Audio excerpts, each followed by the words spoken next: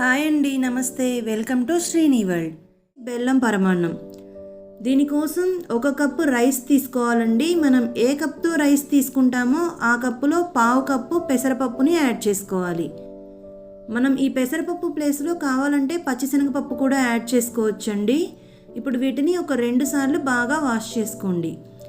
ఇలా వాష్ చేసుకున్న తర్వాత ఇందులో జస్ట్ ఇవి ములిగేంత వరకు వాటర్ యాడ్ చేసుకొని ఒక 10 నిమిషాలు నానబెట్టుకోండి.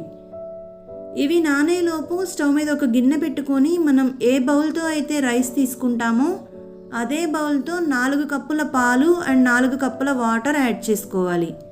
ఇక్కడ నేనైతే పచ్చి పాలనే వాడుతున్నానండి. మీరు కావాలంటే బాయిల్ చేసిన మిల్క్ కూడా యాడ్ చేసుకోవచ్చు. ఇప్పుడు వీటిని బాయిల్ చేసుకోవాలి. ఇవి ఇలా బాయిల్ అయిన తర్వాత ఇందులో మనం ముందే నానబెట్టుకున్న రైస్ పెసరపప్పుని యాడ్ చేసుకొని ఈ రైస్ పెసరపప్పు మనం సాఫ్ట్గా కుక్ అయ్యేంత వరకు బాయిల్ చేసుకోవాలి.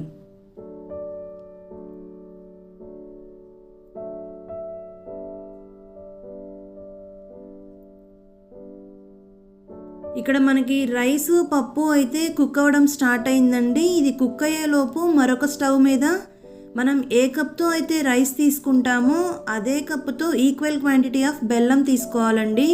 ఇక్కడ 1 కప్పు రైస్, పావు కప్పు పెసరపప్పు తీసుకున్నాం కాబట్టి 1.25 కప్పు బెల్లం తరుగు యాడ్ చేసుకొని ఇందులో just 1 table spoon water add చేసుకొని బెల్లంని కరిగించుకోవాలి.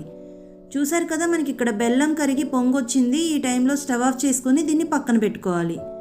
ఇప్పుడు డ్రై ఫ్రూట్స్ వేయించుకోవడం కోసం స్టవ్ మీద కడాయి పెట్టుకొని 2 టేబుల్ స్పూన్ల నెయ్యి యాడ్ చేసుకోవాలి. ఈ నెయ్యిలోనే 2 టేబుల్ స్పూన్ల ఎండు కొబ్బరి ముక్కలు వేసుకొని ఇవి కొంచెం కలర్ చేంజ్ అయ్యే వరకు ఫ్రై చేసుకోవాలి. ఇవి ఇలా ఫ్రై అయిన తర్వాత ఇందులో 2 టేబుల్ స్పూన్ల జీడిపప్పు వేసుకొని వీటిని కూడా ఫ్రై చేసుకోవాలి. ఇందులోనే కొద్దిగా కిస్మిస్ వేసుకొని మనకి గోల్డెన్ కలర్ వచ్చిన తర్వాత స్టవ్ ఆఫ్ చేసుకొని పక్కన పెట్టుకోవాలి. చూస్తున్నారు కదా, మనకి రైస్ పప్పు కూడా కుక్ అయిపోయాయండి.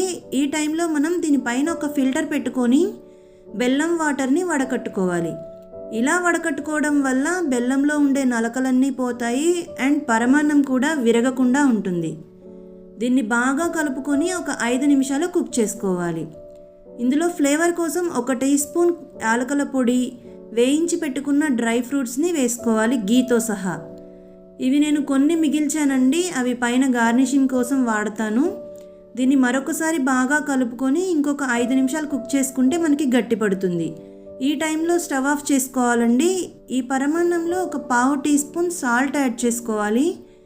ఎందుకంటే టేస్ట్ అనేది చాలా బాగుంటుందండి. ఏ స్వీట్లో అయినా సాల్ట్ కొంచెం వేసుకుంటే టేస్ట్ అనేది బాగుంటుంది. ముఖ్యంగా పరమాన్నం, సేమియా వీటిలో వేసుకుంటే చాలా బాగుంటుంది.